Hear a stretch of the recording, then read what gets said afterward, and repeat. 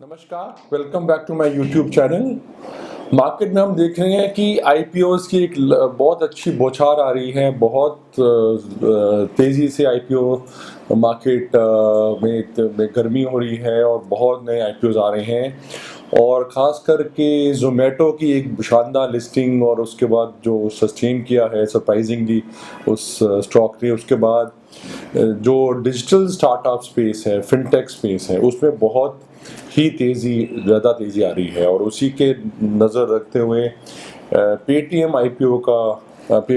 का IPO start हुआ है, जो कि कल लास्ट डे है।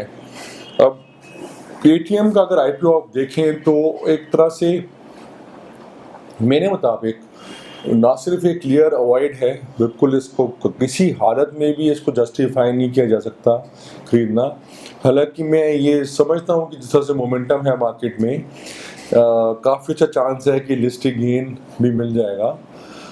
बट बहुत रिस्की है, किसी वजह से अगर मार्केट का सेंटीमेंट बदल गया कुछ दिनों में, तो ये ना सिर्फ आपको लॉस दे सकता है, ये काफ़ी सालों तक लॉस दे सकता है, क्योंकि जिस वैल्यूएशन पे ये कंपनी आ रही है वो दूर दूर से जस्टिफाई नहीं होती।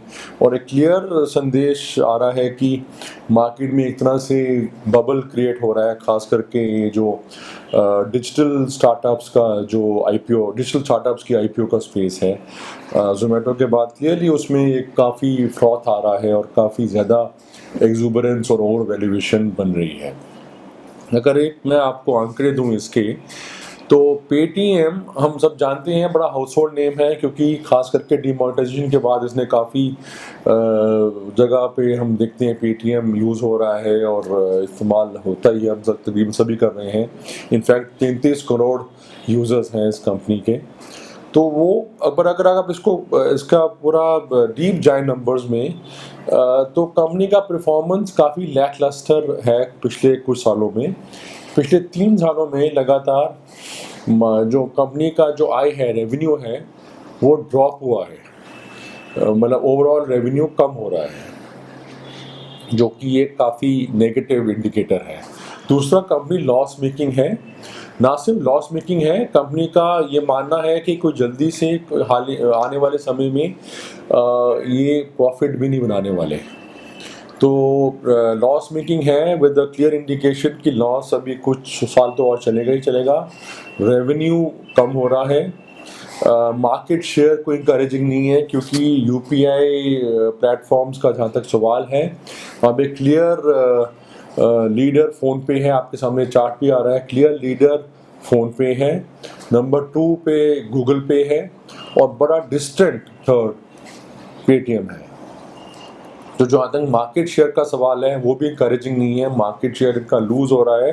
खास करके आप अगर देखें, जो फोर्थ प्लेयर है अमेज़ॉन, उसका जिस तरह से फाइनेंशियल स्ट्रेंथ है वर्ल्ड वाइड, और जिस तरह से वो हर बिजनेस पे जहाँ पे भी उतरता है वहाँ पे बहुत अच्छी प्रेजेंस बनाता है, तो एक जाहिर बात है कि आने वाले समय में कंपटीशन बढ़ेगा इस पे वॉलेट वाले बिजनेस में। और जहाँ पे अमेज़ॉन आ गया है और ऑलरेडी फ़ोन पे और गूगल पे काफ़ी अच्छा कर रहा है, तो ये पूरा जो डिजिटल पेमेंट्स के ऐप्स का बिज़नेस है, इसमें बहुत कंपटीशन बढ़ने वाला है। मोबीक्विक ऑलरेडी एक कंपनी है जो जिसका भी आईपीओ आने वाला है। इसके अलावा व्हाट्सएप का भी स्टार्ट हुआ है पेमेंट का थिंग, तो काफ़ी इसमें कंपटीशन आ रहा है। तो जहाँ पर पेटीएम का शायद 5-6 साल पहले बहुत अच्छा राइड था, वहाँ पे काफ़ी हिंड्रेंसेस आ रही हैं। और जिस तरह से वो मार्केट में अब डिस्टेंट नंबर 3 पे हैं, तो वो भी कोई बहुत इंकरेजिंग साइन नहीं है, क्योंकि और ऐप्स आ रही हैं। तो अगर तो आप लीडर हैं तो फिर भी एक सस्टेन हो सकता है, या लीडरशिप को आपको एक्स्ट्रा प्रीमियम मिल सकता है। बट अगर आप नंबर 3 पे हैं, तो वो भी कोई जस्टिफाई नहीं करता एक प्रीमियम वैल्यूएशन की। तो ये तो रही उनकी मेन बिजनेस की बात। इसके अलावा इनके पास ई कॉमर्स का बिजनेस है।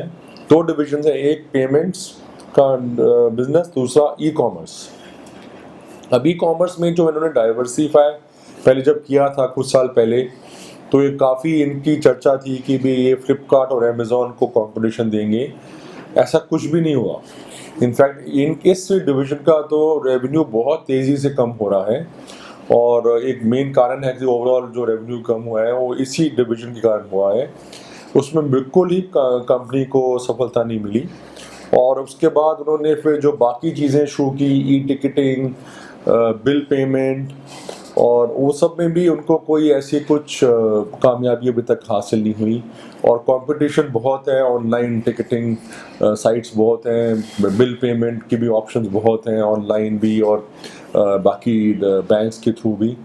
तो वो पूरा ओवरऑल इनका किसी भी डाइवर्सिफिकेशन में इनको ट्रैक्शन नहीं मिला, सक्सेस नहीं मिली अभी तक और अब ये फाइनेंशियल प्रोडक्ट्स की सेलिंग में जा रहे हैं जिसमें भी बहुत कंपटीशन है। इस्टेब्लिश्ड प्लेयर्स हैं जैसे ज़ीरोडा है, आईसीआईसीआई डायरेक्ट है, इसके अलावा इंश्योरेंस में पॉलिसी बाजार है, तो उसमें भी ऑलरेडी बड़ी क्राउडेड स्पेस है। तो अब मेरे को उनको नहीं लगता और अभी तक कोई ऐसी सफलता भी इनको नहीं ज़्यादा मिली और ऐसा लग नहीं रहा कि आने वाले समय में कोई बहुत ज़्यादा ग्रोथ या मार्केट शेयर इनके पास आ सकता है। तो कहने का तात्पर्य ये है कि सिर्फ पेमेंट्स का बिजनेस जो कि वॉलेट है इनके पास, ऐप पेटीएम की ऐप है और पेमेंट जो ऑनलाइन पेमेंट्स हैं, डिजिटल पेमेंट जिसे कहते हैं, उस बेसिस पे कंपनी का वैल्यूएशन बहुत ही ज़्यादा लगता है। और वोला पेमेंट का बिजनेस भी जैसे मैंने बताया कि कोई ऐसा नहीं है कि इनके पास मार्केट शेयर बहुत ज़्यादा है, बल्कि मार्केट शेयर सिर्फ 11% है और बहुत ही डिस्टेंट है जो टॉप 2 प्लेयर्स हैं गूगल पे और फ़ोन पे से। और जो इनका ये भी जो रेवेन्यूज़ हैं पेमेंट बिजनेस के, ये कोई अराउंड 10% ग्रो कर रहे हैं पिछले 3 साल में। तो कोई खास ग्रोथ भी नहीं है, मार्केट शेयर भी निकल रहा है इनसे और जो भी डाइवर्सिफिकेशंस कंपनी ने की हैं वो सक्सेसफुल नहीं हुई। अब ये सब को मद्देनज़र रखते हुए अगर वैल्यूएशन की बात की जाए तो जैसे मैंने बताया कि लॉस मेकिंग है, ये कंपनी आ रही है 50 टाइम्स सेल्स, मतलब 50 टाइम्स प्रॉफिट नहीं, 50 टाइम्स सेल्स। तो प्रॉफिट अर्निंग रेशियो नहीं पर profit earning PS ratio 50 times है जो कि बहुत ही ज़्यादा है, बहुत ही एक्सपेंसिव है। खास करके अगर आप देखें तो कोई भी कंपनी में कोई ऐसी यूनिक स्ट्रेंथ नहीं है, मार्केट लीडरशिप नहीं है, ठीक है ग्रोइंग बिजनेस है बट कंपटीशन भी ग्रो कर रहा है और कंपनी की परफॉर्मेंस कोई कहीं से कॉन्फिडेंस नहीं सस्टेन देती। सेल्स की डी ग्रोथ है ओवरऑल सेल्स की और जो इनका मेन डिवीजन है उसमें भी जो ग्रोथ है पेमेंट्स में वो भी सिर्फ 10% के करीब हो रही है पिछले 3 सालों में।